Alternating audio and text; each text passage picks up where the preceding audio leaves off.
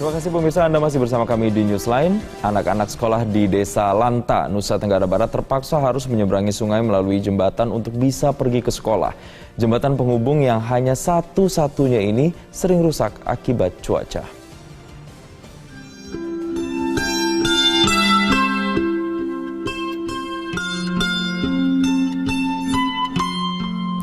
Pemirsa, setiap harinya baik anak-anak sekolah maupun warga yang beraktivitas menggunakan jembatan ini selalu dihantui rasa takut. Namun mereka tidak memiliki pilihan selain menyeberanginya karena tidak adanya akses lain. Kondisi jembatan yang hanya dibangun dengan material bambu, kondisinya memprihatinkan. Meski setiap tahun diperbaiki, namun kerap kali rusak akibat cuaca. Jembatan yang dibangun dari hasil swadaya masyarakat sekitar ini berukuran kecil, menyulitkan dan membahayakan anak-anak jika musim penghujan tiba, sebab kondisi bambu yang licin saat dilewati.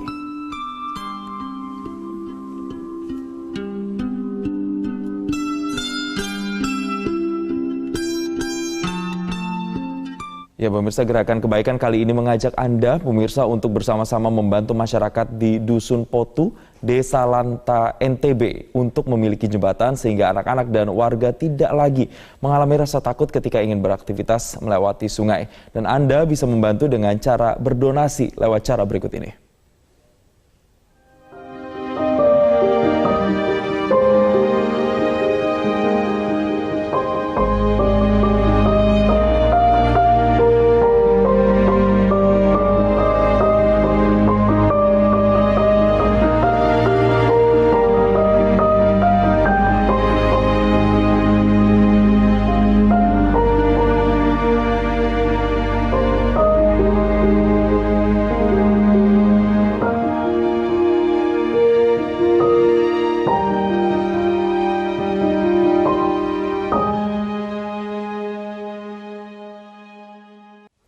Dan pemirsa, untuk mengetahui seperti apa kondisi warga di Dusun Potu dengan akses jembatan bambu yang ada, kita telah terhubung dengan relawan Ewan Setiawan dan juga Kepala Desa Dusun Potu Muhammad Tayyib melalui sambungan virtual. Selamat siang Pak Ewan, Pak Tayyib. Selamat siang. Baik, terima kasih Pak Ewan dan Pak Tayyib telah bergabung bersama kami di Newsline. Mungkin saya pertama-tama mau ke Pak Tayyib dulu sebagai kepala desa di sana. Pak, bisa diceritakan bagaimana sih sebenarnya kondisi jembatan yang hanya ada satu-satunya ini di Dusun Potu, Nusa Tenggara Barat ini, Pak? Ya Pak, terima kasih. Terkait kendalanya jembatan yang ada di Dusun Potu ini, terutama sekali kami yang berada di Desa Lanta, khususnya ini Dusun Potu, ya, sekitar 250 kakak yang ada di Dusun Potu ini yang harus memfaati jembatan ini tiap hari. Dan untuk anak-anak sekolah juga ya harus melewati jembatan-jembatan ini setiap hari. Terutama sekali bahkan desa-desa tetangga pun jembatan inilah mereka akan melalui setiap hari karena persawahan yang ada di sekitar Desa Lanta ini memang sangat luas. Makanya untuk mengatasi ini setiap tahun bahkan 1-5 kali ini jembatan ini kami akan swadaya perbaiki. Nah, salah satunya ya. Ya. Pak Tayyib, kalau kita melihat ini, saya lihat di gambar hanya menggunakan satu bilah bambu begitu ya Pak ya untuk menjadi pijakan begitu Pak. Nah, ini sudah berapa lama kondisi seperti ini dan ketika memang dilakukan perbaikan, biasanya perbaikan berkalanya berapa lama sekali Pak? Dalam satu tahun itu bisa 5 kali kami perbaiki Pak. Karena saat musim hujan datang banjir, dia akan bawa hangut oleh banjir. Nah, karena inilah sangat sulit untuk masyarakat untuk mengakseskan jalan untuk jembatan ini. Tanpa jembatan ini, anak-anak sekolah bisa putus sekolah. Bahkan masyarakat juga tidak bisa ke sawah ataupun beraktivitas tiap hari. Nah, sangat satu-satunya inilah kami mengharapkan bantuan baik dari pemerintah ataupun donasi-donasi lain untuk membantu sehingga biar lancarlah akses jalan ini, terutama jembatan yang kami inginkan. Nah, baik, terus yang kedua, memang cuma ada satu-satunya dan kondisinya memang ini beresiko sekali, terutama untuk anak-anak yang harus melewati setiap hari untuk bisa bersekolah. Pak Tayyib dan Pak Ewan, tahan dulu karena kita juga akan menampilkan apa sebenarnya yang menjadi ekspektasi atau harapan warga terkait dengan adanya pembangunan jembatan di Dusun Potu, Nusa Tenggara Barat dalam tayangan berikut ini. Iya, kalau kita ini yang pertama usahakan jalan yang melayang ataupun jembatan ini dilewati kita yang seberang ini. Kegunaan terus orang yang banyak juga Pak yang jalan di tempat kita ini melalui ke sawah. Kemudian warga ada apa seperti? Kemudian juga warga yang ada seberang sungai Pak. Supaya bisa nyebrang anak-anak yang sekolah juga di situ. Itulah yang pertama Pak. Kemudian bahaya dengan jembatan ad hoc. Iya. Bahaya juga lagi anak-anak yang jalan. Terus satu di sini di jalan satu ini Pak bisa juga jatuh mereka juga yang jalan Pak. Di situ juga kita khawatir juga. Hujan. Musim hujan Pak. Kalau ke musim juga Pak 3 kali Pak dalam satu tahun kalau bikin jembatan yang satu begini Pak untuk dilewati masyarakat ini. Karena dihanyutkan oleh. Iya, dihanyutkan oleh banjir Pak. Begitulah banjir di sungai ini Pak. Itulah harapan saya Pak. Baik, kita melanjutkan kembali dialog bersama dengan Pak Thayyib dan juga Pak Ewan. Sekarang saya mau ke Pak Ewan. Pak Ewan, sebagai relawan, apa sebenarnya upaya-upaya yang sudah dilakukan untuk memfasilitasi, menyuarakan misalnya, atau membangun kembali jembatan agar jembatan ini bisa diperbaiki atau diperbarui, Pak Ewan? Kalau dari kami relawan di lapangan, kami kan dari awalnya kan mencari dulu data-data dan dokumentasi. Sejauh ini kami relawan, bagaimana kami relawan kampanyekan. Bagaimana kami menyebarluaskan informasi-informasi sehingga jembatan Pono itu bisa terwujudkan gitu. Melalui lembaga benih baik Desa Mandiri, lewat itu juga kami bisa memberikan promosi dari jembatan Pono ini supaya banyaklah donasi yang bisa diberikan gitulah. Oke, kalau Pak Ewan sendiri melihatnya sebenarnya seberapa penting sih akses jembatan ini untuk warga yang ada di sana, Pak? Kalau menurut saya itu sangat penting sekali karena ini menyangkut masalah kebutuhan harian untuk para masyarakat di Sumpotu. Yang pertama untuk akses anak-anak sekolah yang itu ini adalah jalan satu-satunya yang ada di Sumpotu. Ini sangat urgent sekali, sangat penting sekali untuk masyarakat di Sumpotu.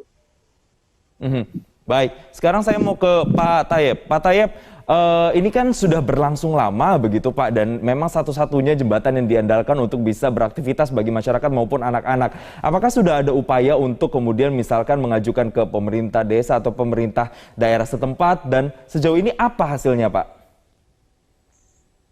Alhamdulillah, selama saya menjabat udah 2 tahun ini lebih kurang, udah saya pernah sekali mengusulkan ke pemerintah daerah maupun ke pemerintah provinsi. Memang mungkin kendalanya memang belum ada rezeki untuk warga Desa Lantani khususnya di Sumpotu ini, tapi mungkin dengan kehendaknya Tuhan, maka donatur-donatur atau Pak Iwan ini langsung datang langsung ke Desa Lanta khususnya di Sumpotu, langsung melihat kondisi dengan jembatan ini.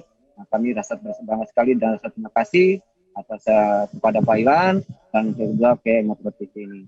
Maka untuk itu sampai hari ini pun belum ada tanggapan apa-apa dari pemerintah.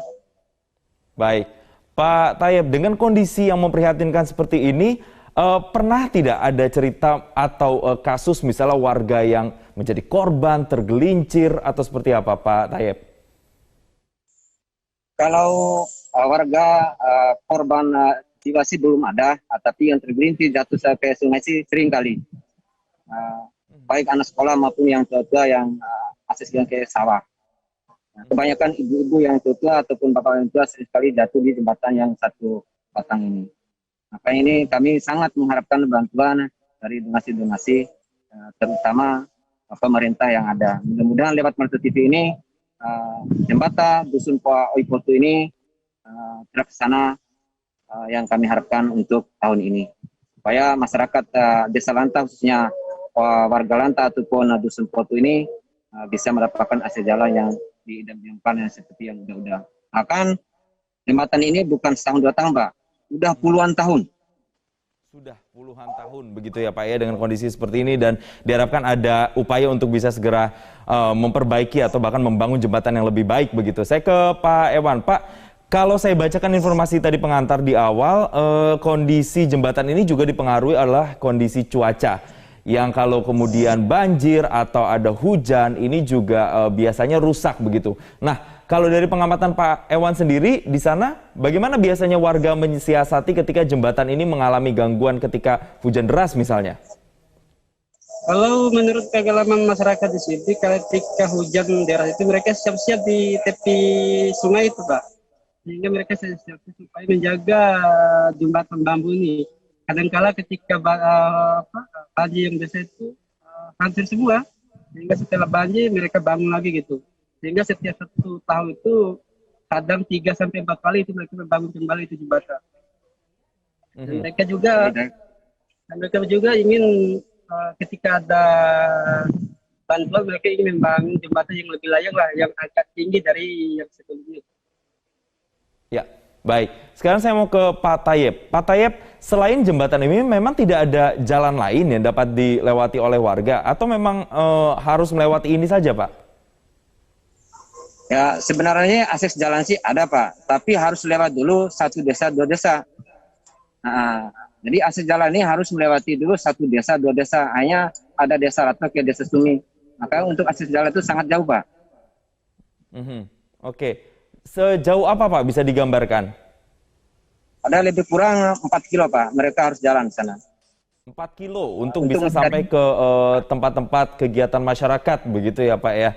Baik, Pak Tayeb, apa sebenarnya yang menjadi harapan, yang menjadi ekspektasi warga desa di sana, boleh disampaikan, Pak, terkait dengan jembatan ini, Pak? Ya, harapan masyarakat Lanta, khususnya desa Lanta, terutama kepada pemerintah, apalagi sekarang udah langsung live di Metro TV, mudah-mudahan harapannya ingin sekali membangunkan jembatan ini Dusun Potu ini layak seperti jembatan-jembatan yang lain yang sudah seperti mereka lihat-lihat baik di desa langsung maupun lihat-lihat di dalam TV. Itu yang mengharapkan, karena sangat urgent sekali masyarakat desa Lanta khususnya Dusun Potu ini mengharapkan jembatan ini dibangun karena pertama sekali memikirkan keadaan dan nasib anak-anaknya yang berangkat sekolah ataupun putus sekolah. Baik. Apalagi dalam musim hujan ataupun saat di dalam banjir. Itulah yang sangat prihatin yang kami pikirkan. Mudah-mudahan dengan adanya donasi ini ataupun motivasi ini, kami mengharapkan bantuannya untuk mengadakan jembatan yang ada di Potu.